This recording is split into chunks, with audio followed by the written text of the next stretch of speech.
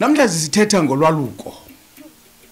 Ulwaluko lisiko elidala linempandla lelenhlanga eziliqela futhi ngakumbi kumaXhosa lokweza amakhwenkwe angene ebudodeni.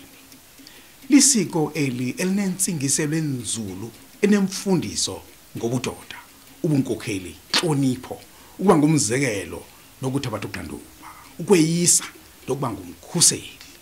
Sisiqendu esandulela ubunhloko bekhaya esi. Umfana lowo akuthabatha umfazi esuthwini, ethontweni, njengoko apho ahlala khona umkhwetha, kulapho kufundiswa khona ngezindlela zobomi, ngamakhankatha akwangulo mzekelo uqavileyo. Kusakhiwa ke inkokheli zangomso.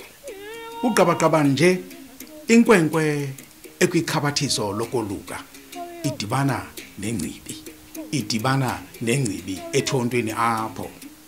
Isisigaba esithile ke salenkqubo anyangwe ngendlela zakhona umfana oyakuhlala apho esembatha nje ingubo kuphela kwezoveki nezonyanga, engavasi ngaphandle kokuqaba ikota, ingceke okanye nangolunye uhlobo ebizwa ngalo, ehlonipha, ethobela, eboniswa, ekhuthazwa kude kufike ithuba lokubuyela ekhaya ngomdliva wesidlo somgidi oqhutywa ngendlela ezahlukahlukeneke ngokushiyana kwamakhaya.